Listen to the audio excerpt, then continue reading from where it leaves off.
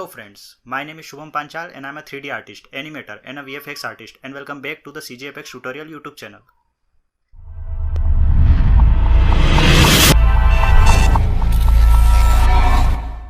So friends, आज से कुछ दिन पहले मैंने अपने इसी चैनल पर आदि पुरुष मूवी के टीजर में जो रावण वाला सीन था जिसमें रावण के ऐसे 10 सिर ऐसे अपेयर होते हुए बताए थे, उस सीन से इंस्पायर होकर अपने इसी चैनल पर एक रावण पर बेस्ड शॉर्ट फिल्म या फिर शॉर्ट स्टोरी भी कह सकते हैं, उसे अपने इस चैनल पर अपलोड किया था। तो उस पर तो आप सभी का कुछ खास रिस्पांस नहीं आया था, लेकिन उसमें मैंने उसके एंड क्रेडिट सीन में मेंशन किया था कि उसका एक VFX ब्रेकडाउन और एक VFX का फुल ट्यूटोरियल जरूर आएगा। तो VFX ब्रेकडाउन तो मैंने पहले ही बना दिया है और अपने इस चैनल पर अपलोड भी कर दिया है। अगर आपने अभी तक नहीं देखा है तो इस वीडियो की डिस्क्रिप्शन में मैंने लिंक दी है, उस पर क्लिक करके VFX ब्रेकडाउन को जरूर देखें। और हाँ, मेन वीडियो की लिंक भी दे दी है, अगर वो शॉर्ट फिल्म या वो वीडियो भी अभी तक नहीं देखी है तो वो भी जरूर देख ले। खैर, अब चलो इस वीडियो पर आते हैं। तो इस वीडियो को मैं 3 पार्ट में बांटने वाला हूँ। पहला रहेगा शूटिंग पार्ट, जिसके अंदर हम एक्टर को ग्रीन स्क्रीन पर शूट करेंगे। उसके बाद दूसरा पार्ट रहेगा 3D मॉडलिंग का, जिसके अंदर हम हमारे जो बैकग्राउंड रहेगा उसकी 3D मॉडलिंग करेंगे सिनेमा 4D के अंदर। और तीसरा पार्ट रहेगा आफ्टर इफेक्ट से रिलेटेड, जिसके अंदर हम एडिटिंग, कंपोजिटिंग, VFX वगैरह सभी वर्क करेंगे। तो चलो बिना समय गवाए हम पार्ट 1 की ओर चलते हैं। तो दोस्तों, पार्ट 1 यानी कि हमारे एक्टर को ग्रीन स्क्रीन पर शूट करने से पहले हम एक्टर को हमारी फिल्म या कहानी के अनुसार या कहानी के कैरेक्टर के अनुसार एक्टर को तैयार करेंगे और उसका मेकअप करेंगे, ताकि हमारा एक्टर कहानी के कैरेक्टर से मैच कर पाए। ओके दोस्तों, तो हमारे एक्टर का ड्रेसअप, मेकअप सब कुछ अच्छे से हो चुका है। अब बारी है एक्टर को ग्रीन स्क्रीन पर शूट करने की। तो इसके लिए हम एक्टर को ग्रीन स्क्रीन पर ले जाएंगे और उसके बाद हमारी फिल्म की जो नीड है उसके अकॉर्डिंग हम एक्टर को ग्रीन स्क्रीन पर शूट कर लेंगे। तो दोस्तों, पार्ट 1 यानी कि शूटिंग कंप्लीट हो चुकी है। तो अब हम चलते हैं नेक्स्ट स्टेप यानी कि पार्ट 2 की ओर।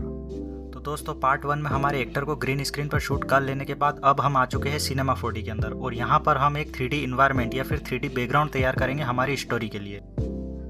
तो इसके लिए मैंने एक 3D बैकग्राउंड पहले से क्रिएट कर लिया है, तो उसे मैं आपको बताता हूँ कि उसको मैंने कैसे क्रिएट किया है।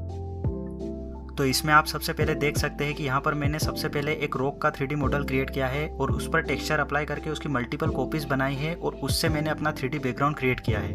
और इन रॉक्स से 3D बैकग्राउंड क्रिएट करने के बाद मैंने इसके सेंटर में एक शिवलिंग को प्लेस किया है और यहाँ पर एक मंदिर जैसा बनाया है। और इसके नीचे आप देख सकते हैं तो यहाँ पर मैंने छोटे छोटे से पत्थर बनाए हैं, स्टोन्स, और उसके अलावा यहाँ पर सैंड मटेरियल अप्लाई किया है मैंने। इसके अलावा इसके अंदर और कुछ भी नहीं है। और एक प्लेन के ऊपर ही मैंने इस पूरे बैकग्राउंड को या इस मॉडल को क्रिएट किया है। इसके अलावा जब इसको आप रेंडर करेंगे और रेंडर करके अगर इसकी फुटेज को या फिर इसके एक PNG को या सीक्वेंस को हमें जब आफ्टर इफेक्ट में ले जाना है तो वो हम कैसे करेंगे, तो वो मैं आपको बताता हूँ। तो इस बैकग्राउंड का PNG सीक्वेंस या फिर एक PNG इमेज निकालने के लिए विथ अल्फा, उसके लिए मैं आपको रेंडर सेटिंग बताता हूँ। तो उसके लिए हम रेंडर में जाएंगे और एडिट रेंडर सेटिंग में जाएंगे और यहाँ पर सेव के अंदर जाकर हम MP4 को हटा के यहाँ पर PNG को सिलेक्ट करेंगे और PNG को सिलेक्ट करने के बाद हम अल्फा चैनल को अनेबल कर देंगे। उसके बाद हम रेंडर टू पिक्चर व्यू करेंगे तो हमें केवल हमारा 3D मॉडल ही रेंडर होगा, वो भी अल्फा चैनल के साथ। तो यहाँ से जब हम PNG को रेंडर करके जब हम उसे आफ्टर इफेक्ट में ओपन करेंगे तो वहाँ पर उसका हमें एक एडवांटेज देखने को मिलेगा कि केवल हमारा बैकग्राउंड ही वहाँ पर विजिबल रहेगा। उसके अलावा अननेसेसरी चीज़ें सारी हट जाएगी, जिससे हम इसके पीछे एक स्काई को प्लेस कर सकते हैं और आगे हमारा कैरेक्टर आ जाएगा और एक बेहतरीन कंपोजिशन तैयार हो जाएगा। तो यह तो रही हमारी आफ्टर इफेक्ट में ले जाने की प्रोसेस। पर मैं आपको बता दूं कि मैंने अपनी शॉर्ट फिल्म में अधिकतर जो रेंडर किया है वो मैंने 50% रेंडर सिनेमा 4D के अंदर ही किया है। तो वो मैंने कैसे किया है, चलो अब मैं आपको वो बताता हूँ। जो हमारी एक्टर की फुटेज है ग्रीन स्क्रीन वाली, उस पर से हमें ग्रीन स्क्रीन को रिमूव करना है आफ्टर इफेक्ट के अंदर और उसका एक मेट चैनल वाला रेंडर हमें निकालना है और उसके अलावा एक कॉम्प वाला भी रेंडर हमें निकालना है और उन दोनों को लेकर सिनेमा 4D में आना है। और यहाँ पर एक मटेरियल क्रिएट करना है और उस मटेरियल एडिटर में जाके हमें कलर चैनल में टेक्सचर में जाकर बेस को सिलेक्ट करना है और अल्फ़ा को अनेबल करके अल्फ़ा के अंदर जाकर टेक्सचर में हमें उसका मेट या फिर उसको हम बोल सकते हैं अल्फ़ा चैनल, उसे लेना है और उसे हमें अपने इस प्लेन पर अप्लाई करना है। जब हम प्लेन पर अप्लाई कर देंगे तो उसका रिजल्ट हमें कुछ इस प्रकार से दिखेगा। तो यही करके मैंने यहाँ पर रेंडर किया था। तो हमारा पार्ट 2 यानी कि 3D बैकग्राउंड मॉडलिंग भी मैंने आपको बता दी है कैसे मॉडल करना है। यहाँ पर रेंडर की एक एक्स्ट्रा टिप भी आपको दे दी है। तो चलो अब हम चलते हैं पार्ट 3 की ओर, जहाँ पर मैं आपको आफ्टर इफेक्ट के अंदर बताता हूँ बाकी सारी प्रोसेस। दोस्तों अब हम आ चुके हैं इस वीडियो के पार्ट 3 में, यानी कि आफ्टर इफेक्ट में। और यहाँ पर मैं अपनी शॉर्ट फिल्म के लास्ट वाला सीन, जो कि रावण का 10 हेड अपेयर होने वाला सीन था, उसे ही मैं आपको बताता हूँ कि उसमें मैंने क्या क्या वीएफएक्स किए थे, क्या क्या एडिटिंग की थी, उसके अंदर मैंने क्या क्या किया था, वो सब आपको बताता हूँ। तो चलिए हम ये वाला पार्ट शुरू करते हैं। तो यहाँ पर आप पहले देख सकते हैं कि हमारा कैरेक्टर फ्रंट में है, उसके पीछे हमारा बैकग्राउंड है 3D बैकग्राउंड, और हमारा 3D बैकग्राउंड एक PNG फॉर्मेट में हमने सिनेमा 4D में रेंडर किया था, और उसे यहाँ पर लाकर मैंने कंपोजिशन में लाया हूँ। तो आप देख सकते हैं कि यहाँ पर जो हमारी चट्टानें हैं केवल वो ही इसमें आई है, और जो पीछे स्काई देख रहे हो आप, उसका एक अलग से 4K इमेज लेकर मैंने उसे लास्ट में यानी कि सबसे पीछे अप्लाई किया है, और सबसे फ्रंट में हमारा कैरेक्टर है। पहले मैं आपको बताता हूँ कि यहाँ पर जो हमारा स्काई जो चेंज होता है, क्योंकि आप देख सकते हैं कि जब हमारा ये सीन स्टार्ट होता है तब हमारा जो स्काई है वो नॉर्मल रहता है, लेकिन जब हमारा एक्टर मूव करता है और जब 10 हेड अपेयर होते हैं तब हमारा स्काई जो है बदल जाता है और धीरे धीरे डार्क स्काई हो जाता है और लाइटनिंग होने लगती है। तो ये मैंने कैसे किया ये भी आपको बताता हूँ। तो उसके लिए मैंने यहाँ पर एक और स्काई की फ्री स्टॉक फुटेज ली है जो कि डार्क थी, और उसे भी मैंने कंपोजिशन में लाया है। और उसे लाने के बाद में मैंने उसकी फ्रंट में ओपासिटी बिल्कुल 0 कर दी थी ताकि वो विजिबल ना हो, और कुछ की फ्रेम्स आगे जाने के बाद हमारा कैरेक्टर जब आगे की तरफ मूव होता है तो वहाँ पर जाने के बाद मैंने उसकी ओपासिटी 100% कर दी, ताकि हमारा जो पहले वाला स्काई है वो बिल्कुल गायब हो जाए और जो उसके आगे स्काई जो मैंने फुटेज लगाई है वो विजिबल होने लगे। तो दिखने में वो ऐसा लगता है जैसे हमारा कैरेक्टर पलटता है और ऑटोमेटिकली स्काई का टाइम लैप्स होता है और स्काई डार्क होने लगता है। तो इसको मैंने ऐसे किया था। और उसके अलावा आप देख सकते हैं कि जो हमारा 3D बैकग्राउंड है, यानी कि जो रॉक्स है, चट्टानें, उनका भी कलर चेंज हो जाता है जब हमारा स्काई चेंज होता है। तो ये मैंने कैसे किया था, इसके अंदर भी मैंने कुछ इफेक्ट्स लगाए हैं, वो मैं आपको बताता हूँ। तो इसके लिए मैंने अपने 3D मॉडल पर पहले एक्सपोजर अप्लाई किया है, और उसके बाद मैंने उस पर लूमेट्री कलर भी अप्लाई किया है, और उसके अंदर मैंने टेम्परेचर और टिंट की फ्रेम लगाई है अपने 3D मॉडल पर, ताकि जो हमारी रॉक्स है या हमारा 3D मॉडल है उसका भी कलर हमारे स्काई के साथ चेंज हो और हमारा सीन और लुक वाइज अच्छा दिखे।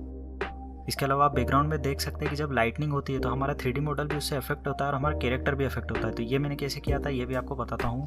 तो उसके लिए भी मैंने 3D मॉडल और कैरेक्टर पे एक्सपोजर को अप्लाई किया है और एक्सपोजर की फ्रेम्स लगाई है। जैसे ही हमारी लाइटनिंग होती है तो वहाँ पर मैंने एक्सपोजर को थोड़ा बढ़ाया है, और फिर जब लाइटनिंग का इफेक्ट ख़त्म हो जाता है स्काई में तो उस जगह पर मैंने अपने 3D मॉडल को भी एक्सपोजर को 0 कर दिया, ताकि उसका जो कलर है वो वापस से सेम हो जाए।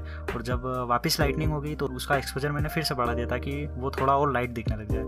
तो जब हम इन्हें साथ में प्ले करते हैं तो उसका इल्यूजन ऐसा होता है कि जब लाइटनिंग हो रही है स्काई में तो उसका इफेक्ट हमें कैरेक्टर पे और बैकग्राउंड पे देखने को मिलता है। आपको मैं की फ्रेम्स भी दिखा देता हूँ। आप जब स्ट्राइक होती है उसकी सभी की फ्रेम्स देख सकते हैं हमारे 3D मॉडल पे और हमारे एक्टर पर। इसके अलावा अब जो हमारे 10 हेड है उनमें भी मैं बताता हूँ कि उनके अंदर मैंने कौन से इफेक्ट्स अप्लाई किए थे। तो उसके लिए हम पहले कंपोजिशन को चेंज करते हैं। प्री कॉम्प 1 में जाता हूँ मैं, और वहाँ पर पहले मैं एक हेड की फुटेज को सिलेक्ट करके मैं बताता हूँ कि उसके अंदर मैंने कौन कौन से इफेक्ट अप्लाई किए थे। तो यहाँ पर इफेक्ट दिखाने से पहले मैं आपको की फ्रेम्स दिखा देता हूँ कि मैंने मैनुअली ट्रैक कैसे किया था। तो यहाँ पर हम सबसे पहले तो इसको एक्सपेंड करेंगे फुटेज को कंपोजिशन में, और यहाँ पर मैं आपको ट्रांसफॉर्म में दिखाता हूँ। यहाँ पर मैंने पोजीशन, स्केल और रोटेशन तीनों पर मैंने की लगा रखी है, और मैंने मैनुअली हर एक जगह पर अपने कैरेक्टर के साथ हेड को मूव किया है। उसको रोटेट जितना करना था उतना रोटेट, स्केल, पोजीशन सब कुछ करके मैनुअली की फ्रेम्स लगाई आप देख सकते हैं यहाँ पर, और सभी हेड में मैंने यही सब किया है। अब इसके बाद में मैं आपको इफेक्ट्स बताता हूँ कि मैंने इन पर रेड ग्लो लाने के लिए क्या क्या इफेक्ट लगाए हैं। तो इसमें सबसे पहले मैंने RGVFX यूनिवर्सल पैक्स में से एज ग्लो को लगाया। ये एक पेड प्लगइन है। अगर ये आपके पास नहीं है तो आप इसकी जगह नॉर्मल एज ग्लो का या फिर ग्लो का भी यूज़ कर सकते हैं, पर मैंने यहाँ पर एज ग्लो का यूज़ किया है। और यहाँ पर मैंने कलर को चेंज करके थोड़ा सा ऑरेंजिश किया है, और यहाँ पर मैंने कुछ की फ्रेम्स लगाई है ओपासिटी पर। इसके अलावा इसके बाद में मैंने ग्लो को भी ऐड किया है, और ग्लो में भी ग्लो इंटेंसिटी पर मैंने की फ्रेम्स लगाई है। तो बस इसके अंदर मैंने यही सब किया था, और ये सब करने के बाद में मैंने कंपोजिशन में जाके एड टू रेंडर को करके इस सीन को रेंडर कर लिया था। और बस इसी तरह मैंने बाकी सीन भी सभी रेंडर किए थे। कुछ सिनेमा 4D के अंदर किए थे जिनके अंदर बैकग्राउंड मोशन में था, और जो बाकी थे वो सब यहाँ पर रेंडर किए थे, और सभी को फिर लास्ट में एक साथ आफ्टर इफेक्ट में लाके पूरी फिल्म को यहीं पर एडिट किया था साउंड के साथ। तो दोस्तों यही सब वर्किंग प्रोसेस था उस शॉर्ट फिल्म को बनाने का। और हाँ, आदि पुरुष के टीजर से इंस्पायर्ड केवल एक ही सीन था जिसका फुल वीएफएक्स मैंने इसके अंदर कवर कर लिया है कि मैंने उसे कैसे किया था। और उसके अलावा जो भी सीन थे मेरी शॉर्ट फिल्म में, उन्हें मैंने कैसे शूट किया है, कैसे एडिट किया है, ये भी मैंने इस ट्यूटोरियल में आपको अच्छे से समझा दिया है। तो बस अब इस ट्यूटोरियल को हम यहीं पर दी एंड करते हैं और मिलते हैं अगले किसी इंटरेस्टिंग ट्यूटोरियल में। तब तक के लिए आपको इस ट्यूटोरियल को लाइक करना है, शेयर करना है, और अगर चैनल को अभी तक सब्सक्राइब नहीं किया है तो चैनल को सब्सक्राइब भी करना है। और हाँ, सारी लिंक डिस्क्रिप्शन में है, तो अगर अभी तक ओरिजिनल वीडियो नहीं देखी है या वीएफएक्स ब्रेकडाउन नहीं देखा है तो वो भी एक बार जरूर चेक कर लेना। तो दोस्तों इस वीडियो को पूरा देखने के लिए thank you and bye bye.